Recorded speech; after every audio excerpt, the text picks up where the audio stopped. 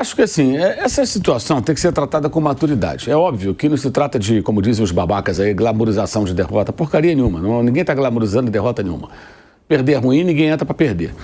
Mas o Flamengo assumiu uma postura que eu acho que é correta e corajosa. Não foi o Felipe, foi o Flamengo, a instituição. Que é deixar claro que a prioridade do ano era o Campeonato Brasileiro. Não em relação à Libertadores, em relação à Copa do Brasil. Porque o Flamengo não disputa o brasileiro para valer há anos. Ele não briga pelo título há anos. E não é compatível com um investimento do elenco, o Flamengo ficar fora da briga. Ele nem luta, ele fica ali rondando, terceiro, quarto, ameaçou, pegou a liderança no passado, largou a liderança por causa da Copa do Brasil, porque priorizou a Copa do Brasil. Então, o clube tomou uma decisão que eu considero absolutamente correta. Inclusive, aquela balela de que a Copa do Brasil dá mais dinheiro, isso é mentira. A cota da Copa do Brasil é a premiação por etapas. O brasileiro, você ganha o dinheiro da televisão e você tem a premiação pelo título. Mas o dinheiro da transmissão, ele é a remuneração do Campeonato Brasileiro. O dinheiro que os times classificados ganharão na próxima fase é porque os jogos deles serão transmitidos. O Palmeiras e o Flamengo, por exemplo, não vão receber nada, o São Paulo, porque foram eliminados. Então você, quando faz o cálculo, você tem que calcular quanto que o brasileiro gera de receita de transmissão e premiação por título, segundo, terceiro lugar, por aí vai.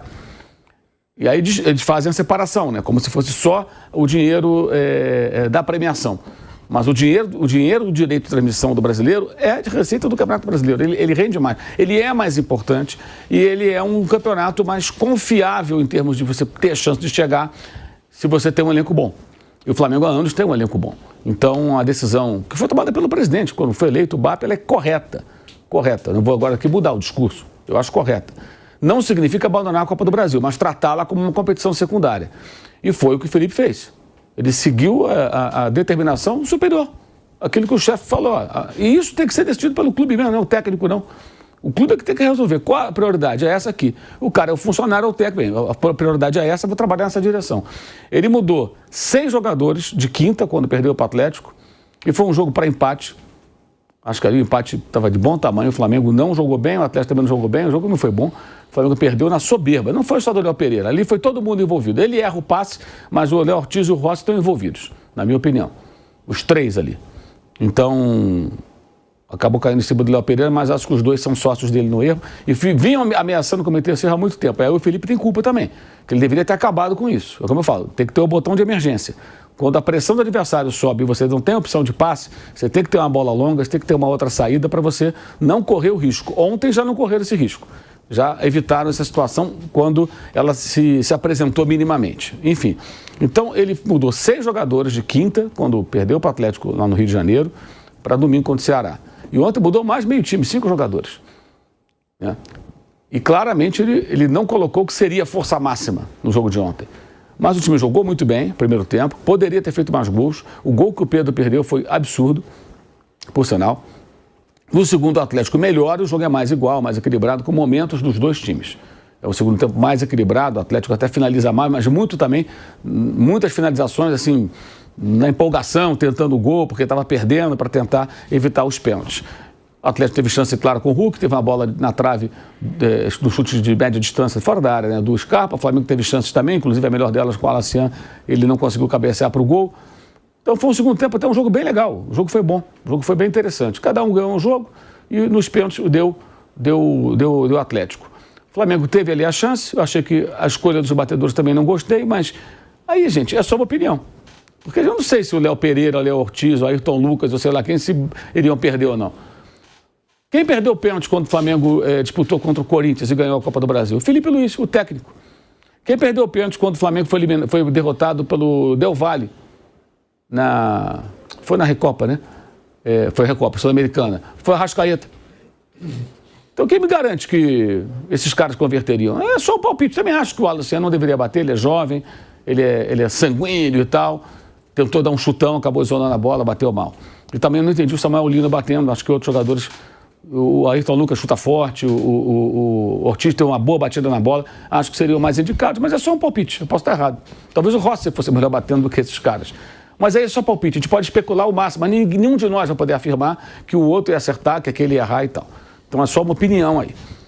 Poderia ter vencido num tempo normal, não foi capaz, perdeu gols, foi eliminado. É ruim, ninguém quer ser eliminado. Mas tem que enfrentar isso com naturalidade, porque você não priorizou essa competição. Você não jogou tudo que você pode nela. E é o correto. Mas aí tem uma cobrança no brasileiro.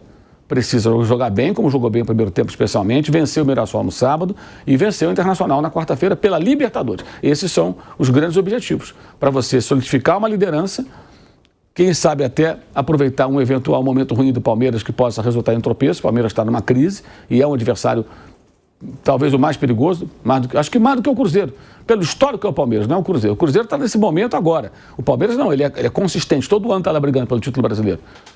Ganhou em 22, ganhou em 23, foi vice em 24, desses últimos anos. Em 21 foi vice também, né, do Atlético, né? Terceiro, Paulo. Foi terceiro. Ele foi vice, Palmeiras ganha 16, é vice em 17, 17 ganha 18. Em 19, ele ficou vice empatado com o Santos, mas o Santos ganhou no desempate. No desempate. Aí 20 e 21 foram os 2 anos que o Palmeiras ficou abaixo, jogando mais Libertadores, enfim, o calendário da pandemia. Mas ele está sempre ali, primeiro, segundo, terceiro, ele está sempre ali. O Cruzeiro agora voltou da Série B, montou esse time, tem agora a SAF, essa coisa toda, e está brigando. Mas o Palmeiras é o adversário consistente do Flamengo, se você pensar ali no brasileiro. Então, essa é a hora de ter cabeça fria, de cobrar que jogue bem, como fez uma boa partida, é o trabalho do técnico, e de seguir a vida. Não se trata de minimizar a derrota, não se trata de glamorizar a derrota, mas ter maturidade. Você fez uma escolha. O Flamengo tivesse priorizado o campeonato, a Copa do Brasil, talvez se classificasse. Colocasse força máxima, colocasse os jogadores que o Felipe colocaria pensando no jogo que ele quer entrar com tudo. Ele fez uma distribuição do elenco, ele acho que colocou times fortes, tinha chance de ganhar. Acho que foi eliminado muito em função de um erro sério cometido no Rio de Janeiro, né? Isso acho que tem muito na conta dele também. A escolha dos batedores também está na conta dele, mas aí está no terreno da nossa opinião, uma mera especulação.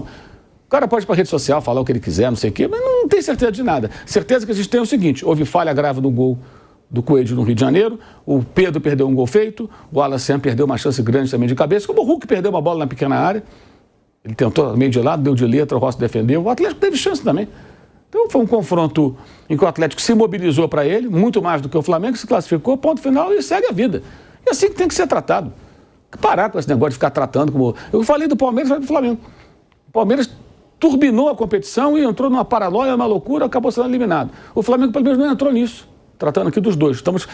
Detalhe, o comentário desse momento é sobre o Flamengo. Por isso que nós estamos aqui elogiando o Atlético ou o Corinthians, porque estamos falando do Flamengo. A pergunta foi sobre o Flamengo, né? E eu estou colocando o Palmeiras porque eles estão sempre ali, os dois foram eliminados. Tem que tratar com maturidade, com equilíbrio, identificar os erros e seguir em frente. Não tem, vai fazer o quê? Aí fica essa maluquice em rede social. Eu acho que ele está certo de não dar atenção, não. Eu, se fosse ele, também ignoraria a rede social. Um monte de malucos, os caras que não sabem nada, escrevem um monte de besteira. O que mais tem? E essa coisa que na sua rede social está assim, depende do que você comenta. Na minha, por exemplo, a maioria do pessoal está pensando diferente. Porque a minha linha de pensamento é outra. O cara que me procura um perfil. O cara que te procura outro perfil de opinião. É assim. E se divide. Eu não dou a menor atenção para esses caras que... Flamengo. E não é só Flamengo. Toda a torcida tem uma ala mimizenta. Esses são extremamente nocivos. E o Flamengo tem uma tradição péssima. O Flamengo mandou o Rogério Ceni embora. O cara foi campeão brasileiro, foi campeão carioca da Supercopa da Taça Guanabara em meses de Flamengo. Tinha vários desfalques, jogadores machucados, jogadores convocados, pandemia, o Flamengo não podia contratar, não havia dinheiro. Ele pedindo jogador para ter, nem jogador caro, ele queria jogador para poder compor elenco, não tinha mais jogador, faltava gente. E aí teve um momento ruim e ele foi demitido. Por quê? Porque na rede social queriam a demissão dele. Aí trouxeram o Renato Gaúcho dizendo que era a cara do Rio, não ganharam mais nada até o final do ano. Foi um fiasco. Até o final do ano. Perdendo, ainda perdeu a Libertadores daquela maneira que perdeu o Palmeiras.